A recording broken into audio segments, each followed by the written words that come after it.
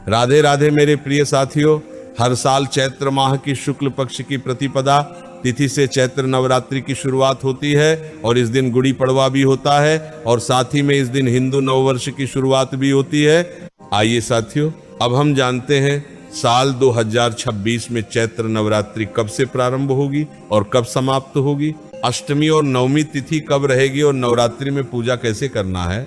साथियों, इस बार चैत्र महीने की प्रतिपदा तिथि 19 मार्च गुरुवार को सुबह 6:54 से शुरू होगी और प्रतिपदा तिथि का समापन 20 मार्च शुक्रवार को सुबह 4:52 पर होगा।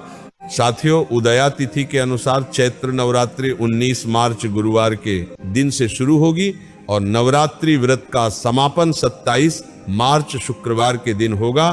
साथियों, इस पर चैत्र नवरात्रि गुरुवार के दिन से शुरू हो रही है।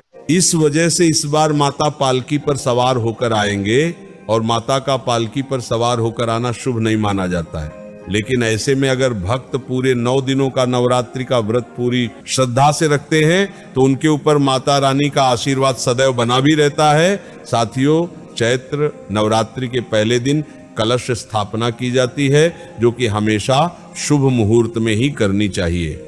ऐसे में इस बार कलश स्थापना 19 मार्च को की जाएगी, जिस दिन मां शैलपुत्री का दिन रहेगा और इस दिन कलश स्थापना का शुभ मुहूर्त सुबह 6:54 से लेकर सुबह 7:43 तक रहेगा।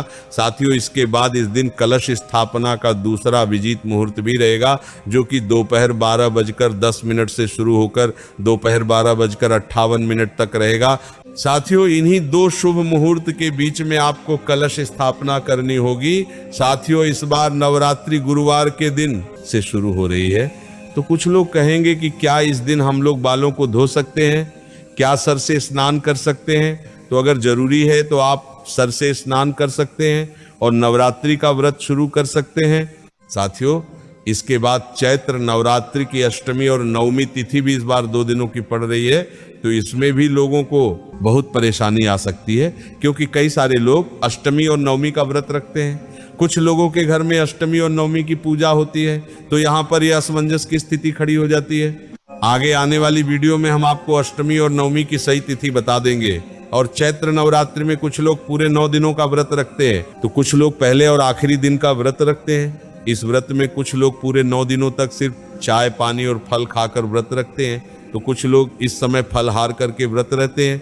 आप जैसे भी चैत्र नवरात्रि का व्रत रहते हो, आप वैसे रह सकते हैं, इसमें कोई परेशानी नहीं है। साथियों, अगर अभी भी आपको चैत्र नवरात्रि से जुड़ी हुई कोई परेशानी है तो वो आप हमसे कमेंट करके पूछ सकते हैं। आप ये वीडियो कहाँ से देख रहे हैं और आप चैत्र नवरात्रि का व्रत रखते हैं या नहीं, कमेंट में जरूर बताएं। राधे राधे मेरे प्रिय साथी।